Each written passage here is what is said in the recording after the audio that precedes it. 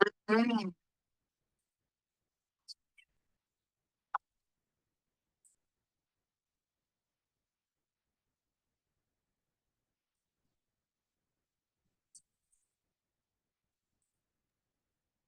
عليكم ورحمة الله وبركاته.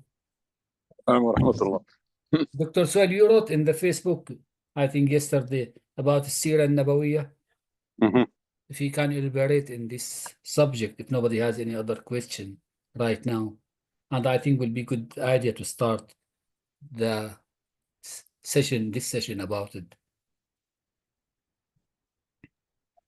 Actually, I do have one question, and it might be relative too, which is like we had Anbiya to deliver, and during their time to see mu'jizat and ijaz. In our days, we can sense that there is ijaz, and we sense it all over the place, especially when they talk about like different events happen when Muslims are as weak as they are today, and we see like an increased number of people coming into Islam. Is this like part of that ijaz or not? And if not, why? And is there any way that we can sense that ijaz that we can witness every day from either the Quran or the Sunnah? Or what do you mean, ijaz? it's like the Prophet Musa, for example, he threw his stick to become a snake and eat everything. People saw it. Miracle. It was a mu'jiza. الإسراء والمعراج is a mu'jiza. Muslims coming or non-Muslims become believers and with increased numbers in a situation where Muslims are weak and there is no da'wah, but it just different events, regardless to if they are beneficial or not, it brings people to Islam. Is this a mu'jiza? And is there other evidence of ijaz that we see and witness every day? Because ijaz al-Quran is non-stop, and ijaz Rabbil Alameen is non-stop also. Always there is evidence. No, it's not. Bismillah, alhamdulillah, salatu wassalam ala Rasulullah. No, we should really focus most all the time when we explain phenomena to explain them in a human way and not looking for like super phenomena or to explain. I mean, Islam is very attractive religion, and people who are lost when they find it, they embrace it or they like it, even if Muslims are not in the best of shapes and they're not doing the best of job. But the religion itself makes. I mean, even if in its current version, which is very distorted and very superficial and mutilated, etc., it is still compared to a lot of other philosophies. Makes big difference for people when they get those understanding that God is one and He's the creator of everything. And as I mentioned before, the greatness of this religion is in its simplicity. So there is nothing miraculous about it except that the Quran itself is a miracle. That was the miracle of the Prophet ﷺ. He didn't have tangible miracles like previous prophets, but he had the Quran itself, which was a miracle because the Arabs they mastered the Arabic language, and the Quran defied them, challenged them to come up with something similar, and they failed miserably. But also, I mean, this idea that people are coming to Islam should not conceal the other side of the story, which is that people are deserting Islam also. There are converts who go back, and there are Muslims nowadays in the Muslim world who are very careless about religion. You cannot call them atheists because they don't deny religion, but they just don't care.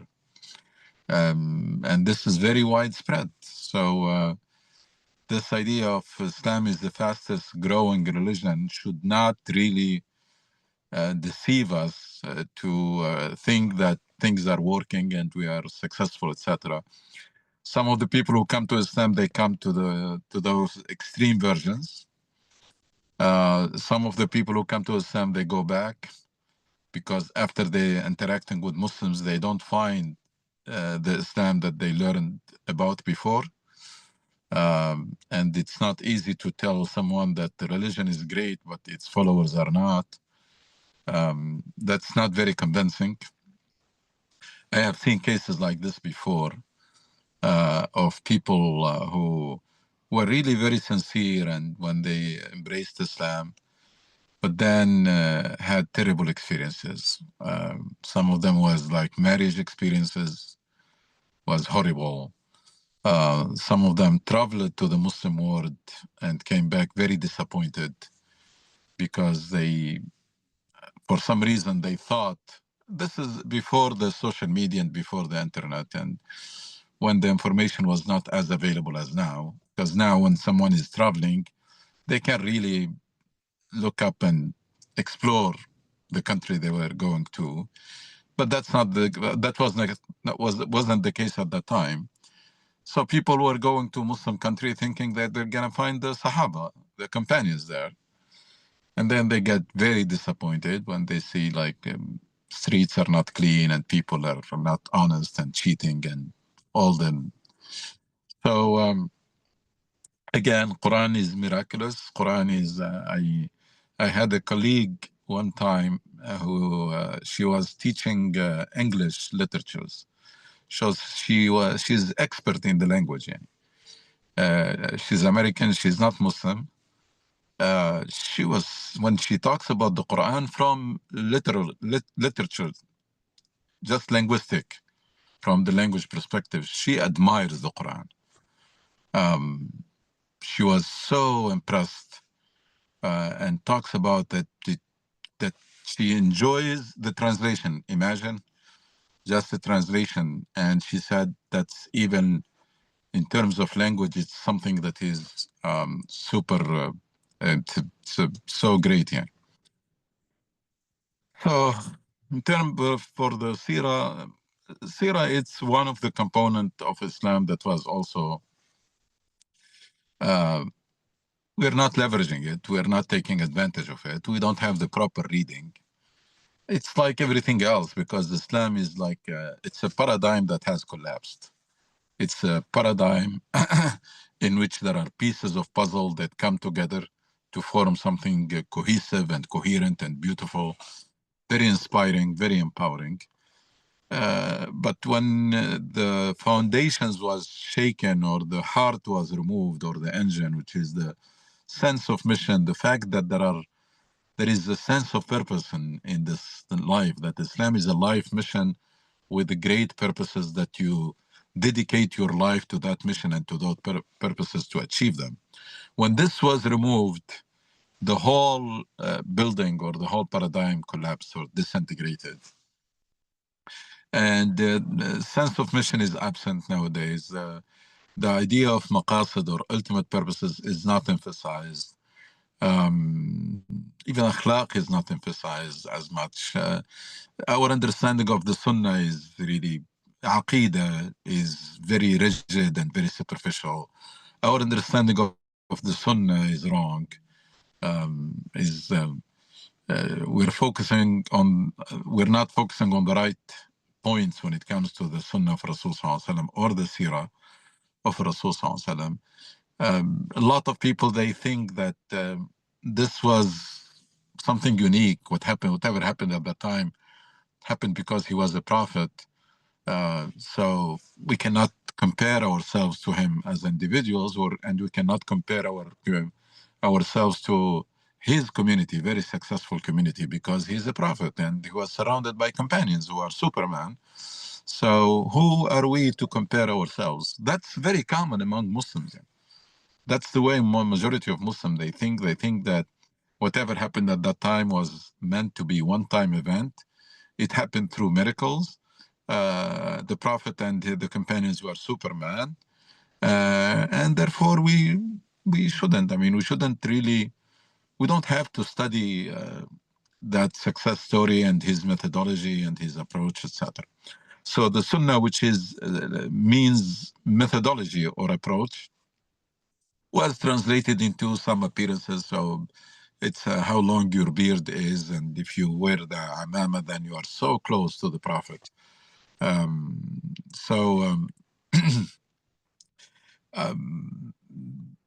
think it needs to be read again. The whole religion needs to be rediscovered. This is a great success story of a movement of change with a great methodology and very effective methodology. Everything happened through human efforts. There was no miracles. And most of the life of the Rasul was not, he did not conduct his life as a prophet. Most of his life, vast majority of his life was as a human being, so that he can be a role model for us. Because if everything he did and decided was done because he was a prophet, then we cannot compare ourselves with him. Then the whole idea of him being our role model will collapse. That's not true. And there are solid evidence for that.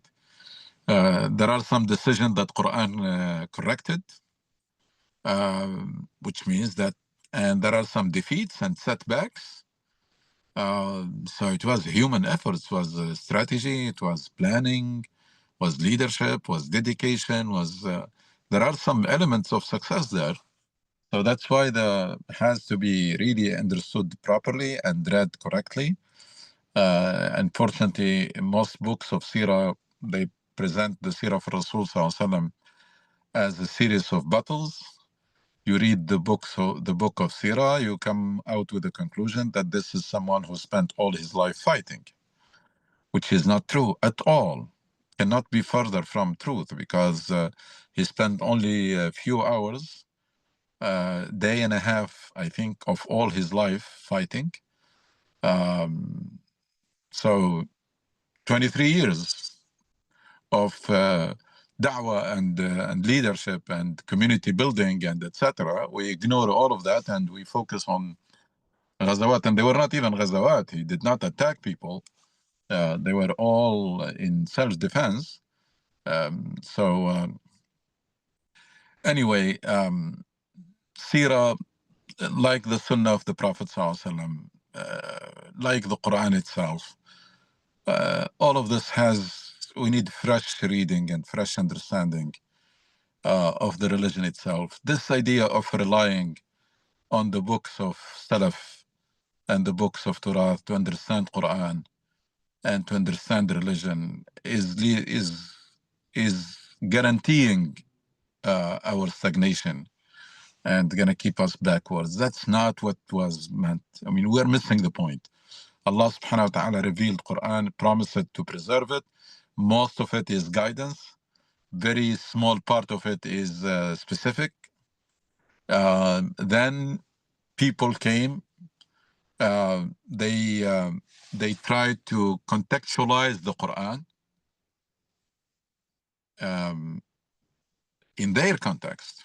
So they contextualized the verses. They come up with something called fiqh. Now, we left the Quran and we took that fiqh, we start thinking that this is deen. So the tafsir of that time, the fiqh of that time, etc., became the deen. That's totally wrong. This is the biggest mistake that we have done, and it has to be fixed sooner rather than later. We were not supposed to do that. These are people who did their homework at their time. We are supposed to do the same thing at our time. Go back to the text and contextualize it. Contextualize it, why? To fulfill the mission and achieve the ultimate purposes. How can we make this world more just? How can we, but to say that, no, we have a body of fiqh, and we have usul fiqh, and we have science of hadith, and we have this and that's it, that's the religion. One, we made it so complicated. Two, we made it rigid.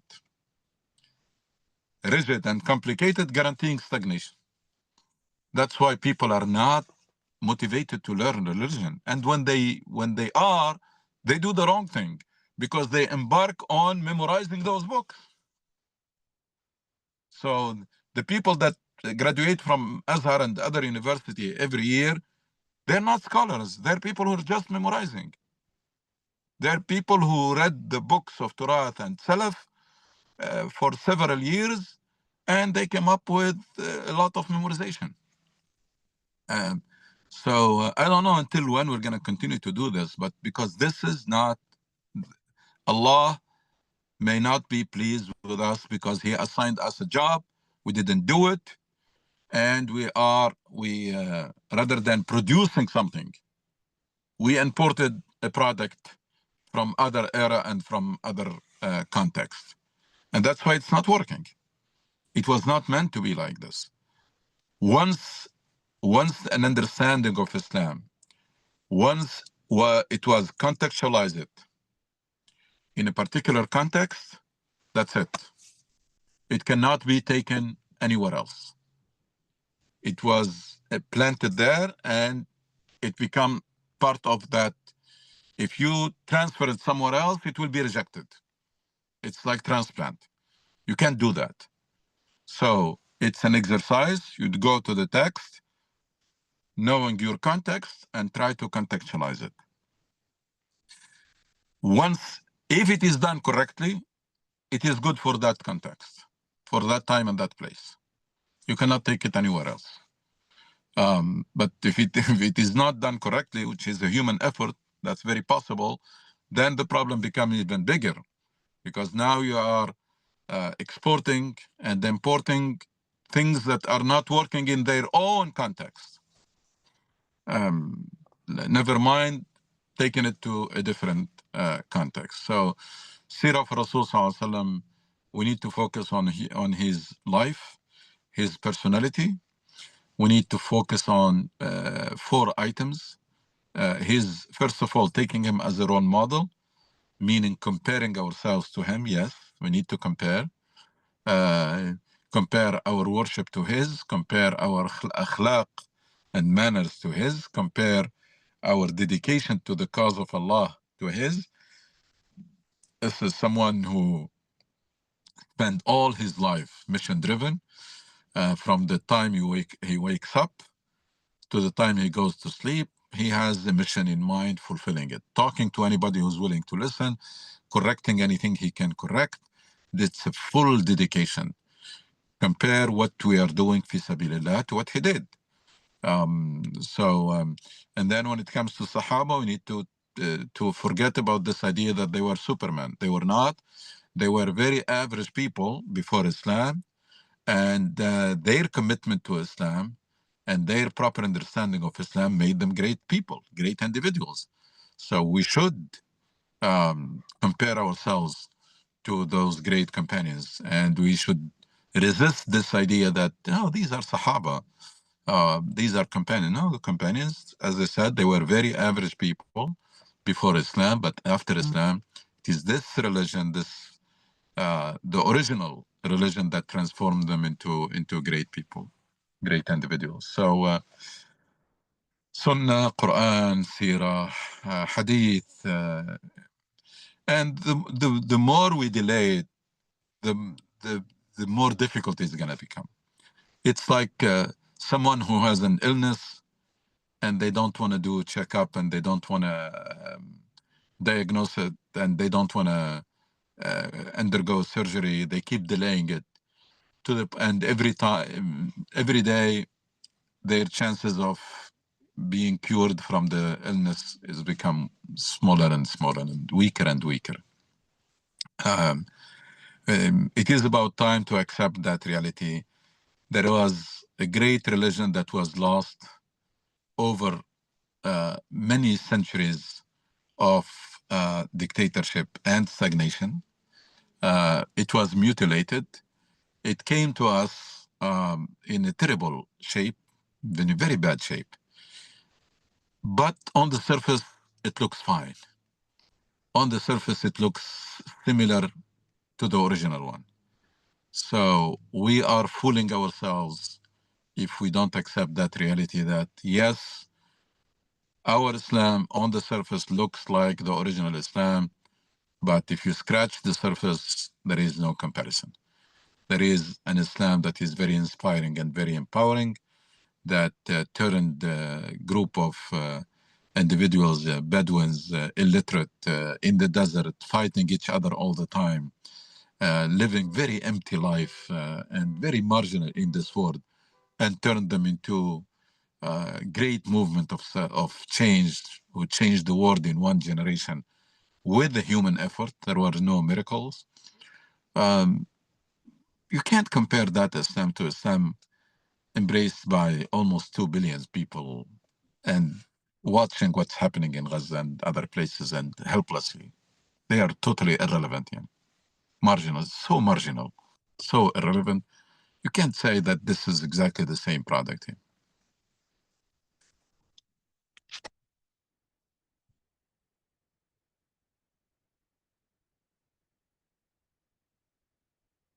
If I missed the point about the Sirah. So when it comes to the Sirah of Rasul Sallallahu Alaihi Wasallam, we need to study his life and his personality. In-depth study, not to copy it, but to simulate it. That's the point that they focused on. Not to duplicate, but to simulate.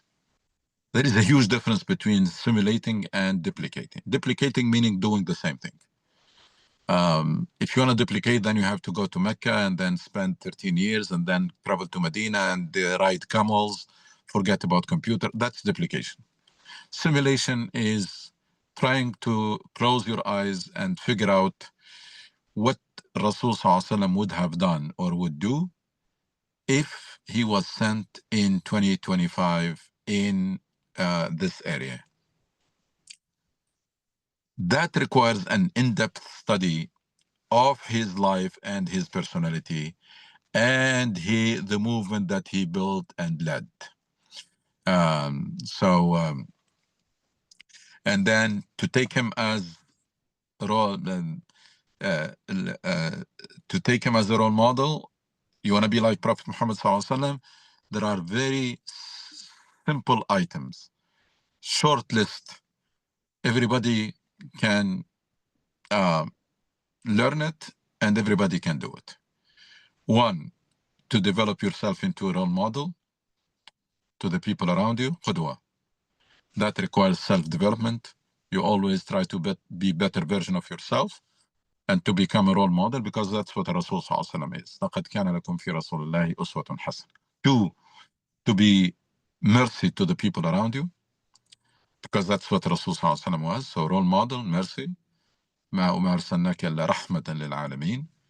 Rasul Sallallahu Alaihi Wasallam was sent as mercy to all humanity. You should be mercy to the people around you. Help anybody who needs help. You can help. You can help with advice, with knowledge, with skills, with time, with money. It just people will look up to you as someone who they can resort to for help. That's how Khadija radiallahu anha described Rasul sallallahu alaihi wasallam. إنك لا تحمل الكل وتكسب المعدوم وتعين على نوائب الحق. That basically you are there for anybody who needs you or needs your help.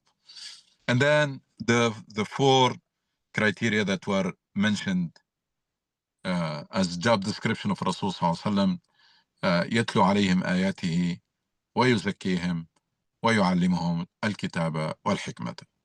يتلو عليهم آياته, he receives the revelation and communicates it. None of us is going to receive a revelation, but we can do the same thing by studying the Quran and teaching it. خيركم من تعلم القرآن وعلمه. Two, يزكيهم, mentoring, uplifting, helping individuals around you becoming better people by example and by mentorship and uplifting. That's what Rasul Sallallahu Alaihi Wasallam was doing. يزكيهم ويعلمهم, teaching. Teach what? Teach them al-kitab wal-hikmah. Teach them the book and wisdom. Now, what is wisdom? Wisdom, anything that can help people in this life and in the hereafter, is wisdom. whatever you can share with someone that will help that person in this life or in the hereafter, whether it is religious information, whether it is life experience, whether it is financial advice, whether it is professional, whether it is health, whatever, relationships, parenting, anything that can help a person in this life or in the hereafter can fall under wisdom. Now, in order to teach, you have to learn. So, and that closes the circle. Develop yourself into a role model and mentoring others. Learning and teaching. Learning Quran and teaching, and learning wisdom and teaching it to others. This is, we leave all of this and then we fight over the length of the beard of Rasul as if that's the most important thing in his life, or the way he dresses, or how short or how long, and whether he covers his head or not. And it's ridiculous. What we are doing, it's ridiculous. We left the essence of religion and we busied ourselves with the minor things, and we're leaving the essence of the seerah and the life and the personality of Prophet Muhammad sallallahu, and we're busying ourselves with other things. That's why you can find people who are very religious. If you see them, they look exactly like the Prophet, but go and ask about how they are behaving at home and how they are interacting with others and at work and etc., and you'll be probably shocked.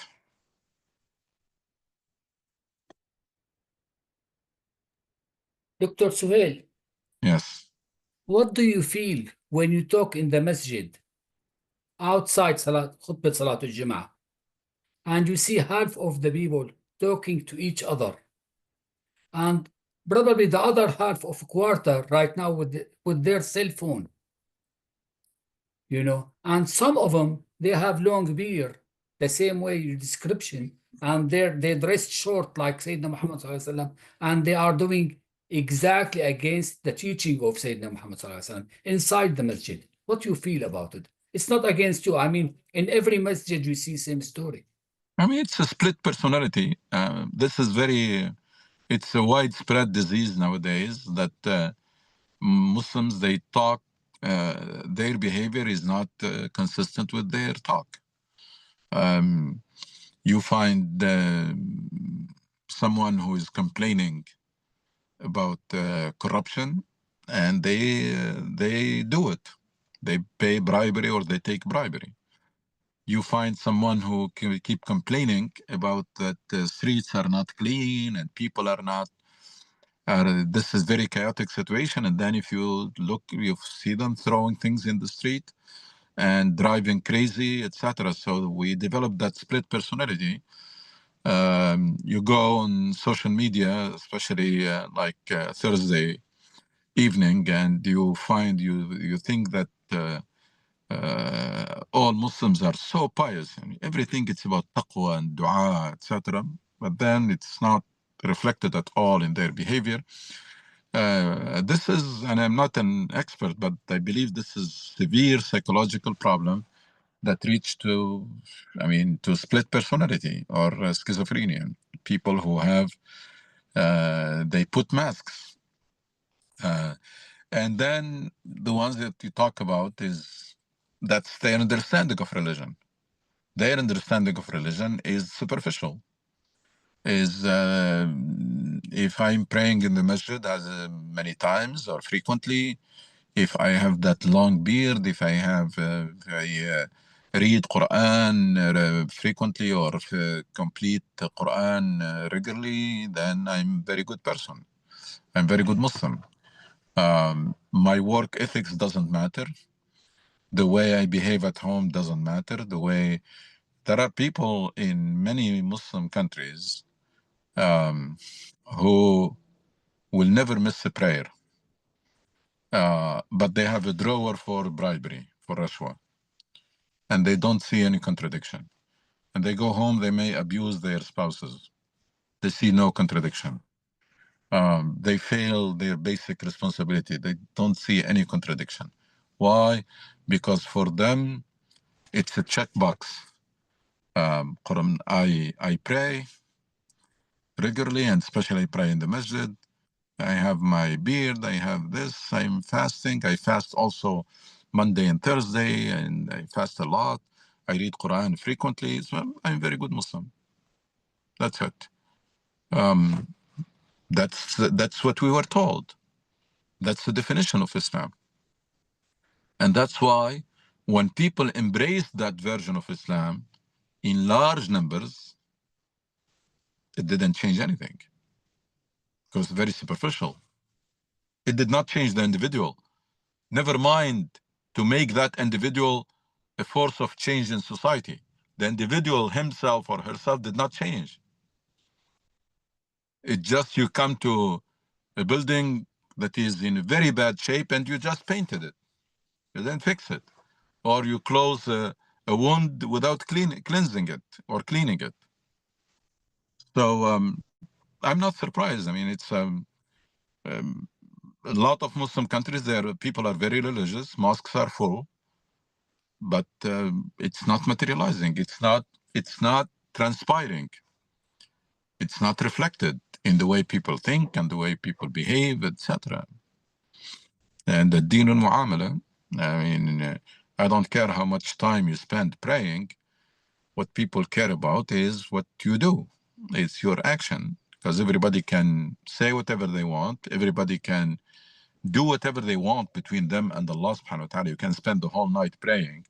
But if in the morning you are harming people or hurting and failing to do your responsibility, that whatever you have done at night is not benefiting people, is not making any difference. So it's very common, unfortunately, and it has its roots too.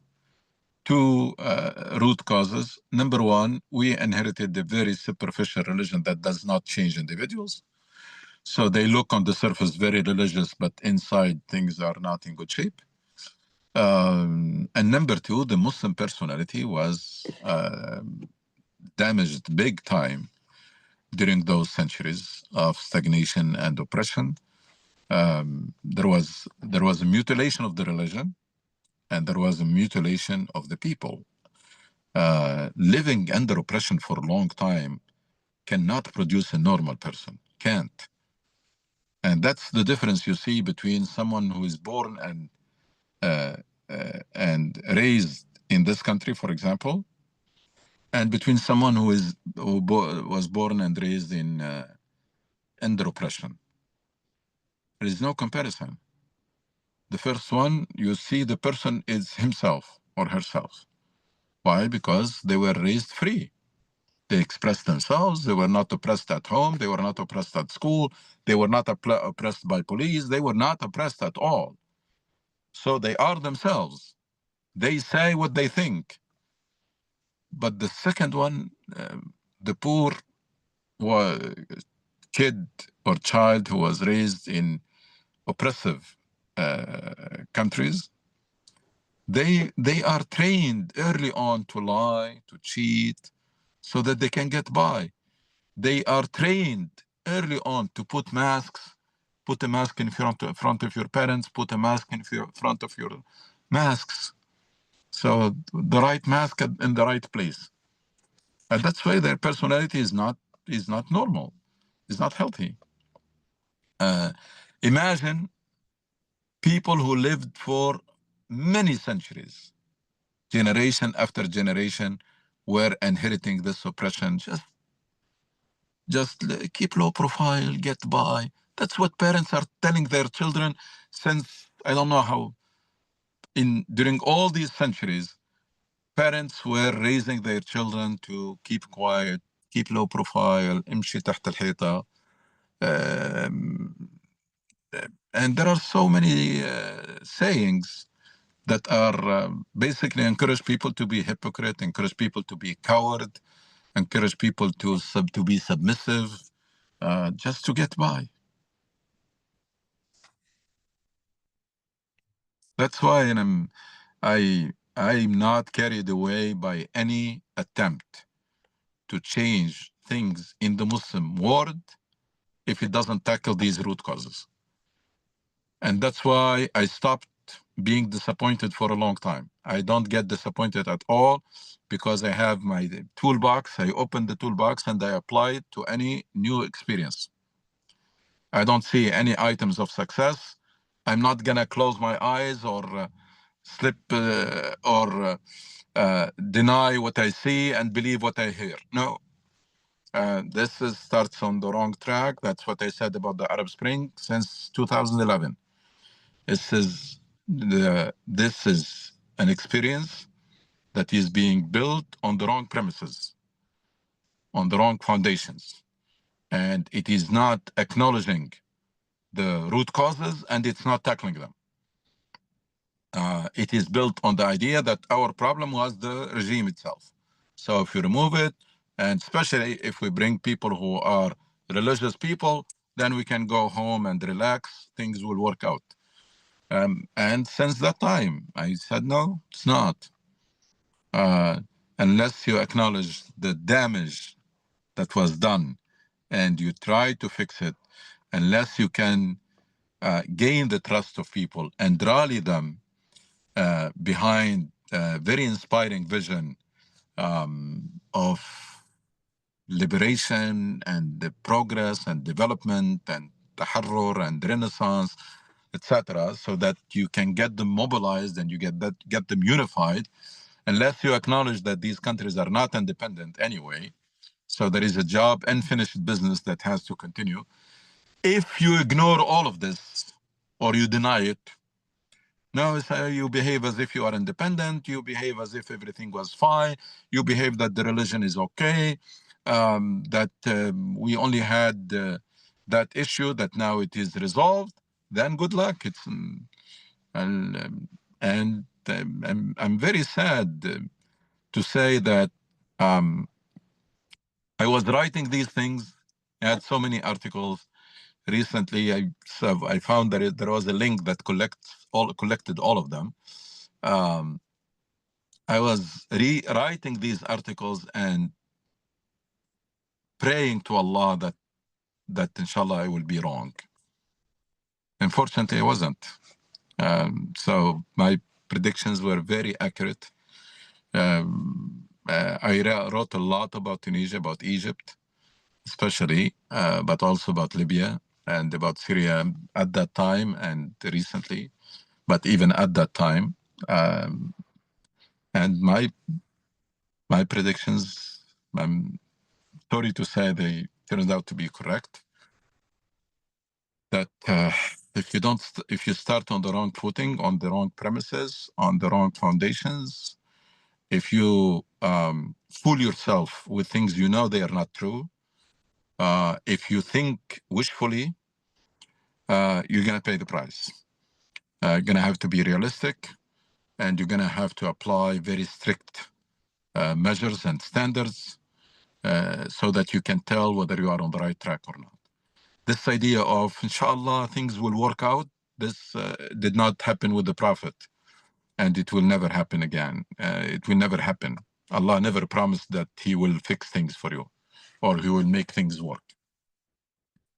There is proper diagnosis. Based on it, you can build a vision and you can sell it to people so that they embrace, like they embrace the cause of independence, and they unify around it, and they rally and they forget about their differences for at least temporary until they finish the takeoff. There are two requirements. If you don't see them, don't fool yourself about change because you're going to be disappointed. One, rediscovery of the religion. Number two, a national project or vision of liberation and renaissance, taharrur wa nuhud. Something that is articulated, developed, and then people sell it to people, to the masses. They believe in it. They believe in it. They believe they can close their eyes, like before when they close their eyes, they see their country independent. Now you should get them to the point when they close their eyes, they see their country very advanced.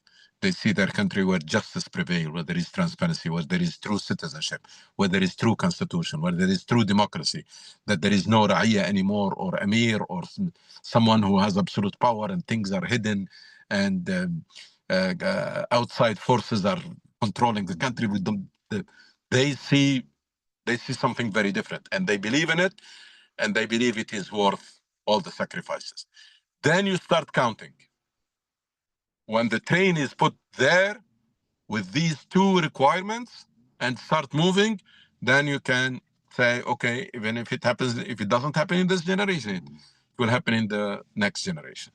But now we are on the right track. Now we are not in a vicious circle, and we are not in a state of loss. No, now we are with a clear destination. We know where we're heading. We have the roadmap. We have a proper diagnosis on how we came to this point.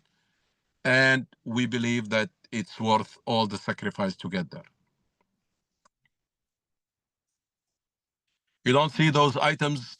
Sorry, don't fool yourself, because we're still in the circle. We may have made some steps, but as we move forward, we get closer to square one.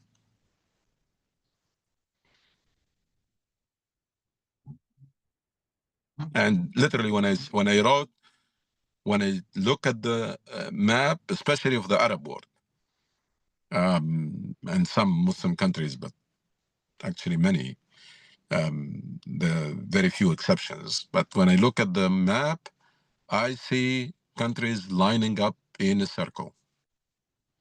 Some they just started the circle. Some they are close to square one, back to square one, and some are lost.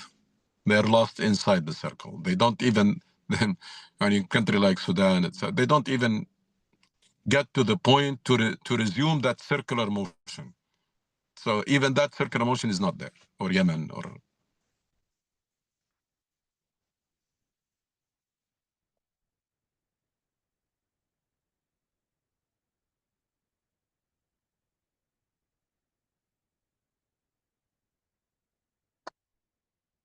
It's doable. We have all the ingredients. That's why I never lost hope. And if I lost hope, I will stop talking or writing or doing anything. But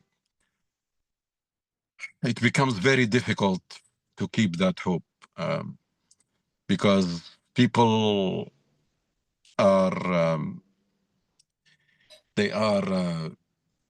victims of propaganda, and there is a lot of barriers that prevent people from hearing what they must hear, because they have always the option to hear what they like to hear.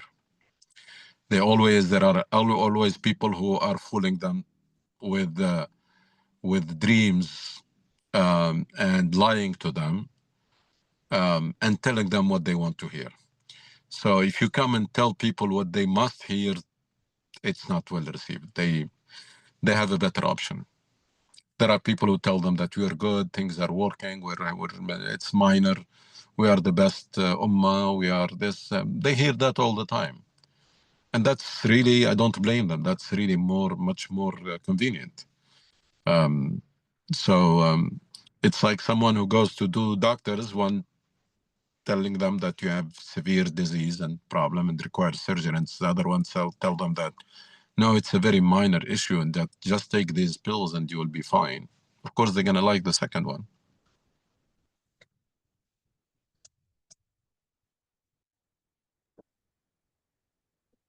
Assalamu alaikum again. Alaikum salam wa rahmatullah. So moving forward, what's the plan? Or how you envision it? It's not what's the plan. How you envision it to be? And I know it's hard. It's not. There is no one way, but there must be somehow certain steps to move on into the right direction somehow. To understand, we cannot fight the world, and we cannot. It's like with the limited resources, there must be somehow, and obviously, even peacefully, you cannot do a change, because it's like we see what happens. It's like even in the most free country and the free of speech countries, how they can even find excuses to fight you of saying what you want to say. So how you move forward? It's I like, mean, it's easier said than done. I mean, there are no quick solutions or easy solution, but any movement of change started with a leadership with a vision around it. A core group is built, and the rest is details. This is the must. The rest comes with time. So we're talking about a leadership with clear vision that is embraced by solid core group, regardless of how small it is, but solid. And then these people with time, they grow into mass movement. Mass movements are the only way you can affect major change. Major change can never happen by political party or by coup d'etat or by anything. Major changes like the one that are required now can happen only through mass movements. It's like the cause of independence. If the whole population did not rally behind the independence, it will never happen. If you only have those people who are fighting and they didn't have that hadina or the support system, it will never happen. But all liberation movements succeeded because the whole population was behind them. It was a mass movement. Everybody did what they can. Women were given their jewelry, their family were treating the wounded and hiding them, and everybody, the whole population, everybody did whatever they can. Mass movements requires, before that, the key, the start, the starting your car, to start, that's what needs to happen. If we're going to continue working this way, building a community around the masjid and having some basic activities and services, we are going to stay in this situation forever. If we're going to continue politics the way it's happening in Muslim countries, parties struggling for power, and every now and then one of them wins, either by force or by whatever, we're going nowhere. The major change that is requires mass movement. Mass movement can only be built around an inspiring vision that becomes shared. And in order to be shared, it starts with a core group that is built around the leadership and the vision. That's the methodology of Rasul Sallallahu Alaihi Wasallam. That's what happened in Mecca, and that was produced the tremendous result later on. But it was a very small start in Mecca. It was those small number of people who rallied, who committed in the beginning, and that has been always the case. It's like the human body. It is built from one cell, and it is that cell that keeps multiplying until you have that full human body. Same thing here. It's that the cell is the core group. And if you read about any successful movement, starting with the movement of Prophet Muhammad ﷺ, you see those steps. Leadership, vision, core group. And then progress will be made. It's not going to be easy. The Prophet ﷺ spent 13 years in Mecca, and he got only a few dozens of people to accept his message. And in a whole year, he didn't get any success. But that's what happened. I mean, then opportunities will come. The opportunities that came to Rasul Sallallahu Alaihi Wasallam with the people in Medina, who he met them by accident in the time of Hajj. It's not by accident, because he has been trying. He always walk around and talk to people. So he found a big group of people, say him, and where are you from? Medina. Oh. And then he started talking to them. And then they say, oh, this may be the one who the Jews were telling us about him, that there is a prophet who's going to come. And they told the Prophet ﷺ, we are very average people. We are not leaders or decision-making, but we're going to convey the message, and we'll come back next year. And that's what happened. So it's opportunities will come, but will come for those who are on the right track and are trying. So you think about it that as if it was a coincidence. No, it was not coincidence. It was someone who talked to all the tribes in Hajj, to the point that it did not work with major tribes, but it worked with 5 or 6 people who probably nobody even knew. And then that clicked. The whole thing started from that ignition. It's like a car, the engines, it starts from that ignition and then you can drive it. So, but the Rasul Sallallahu Alaihi Wasallam was on the right track. He started the right way. He had very solid core group in Mecca. They sustained a lot of persecution and torture, etc.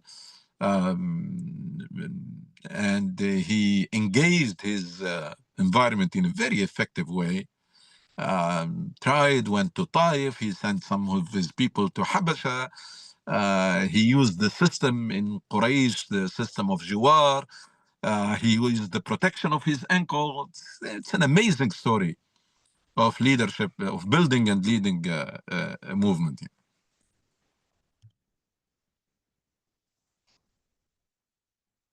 I just feel like we are orphans. جزاك الله. الله كل خير دكتور سهيل. وإياكم إن شاء الله. إن شاء الله see you next Sunday. We will, عيد if Eid, we are not be here, you know. إن شاء الله. If no Eid, probably will join. Let us see. إن شاء الله. جزاك الله خير. السلام عليكم ورحمة الله.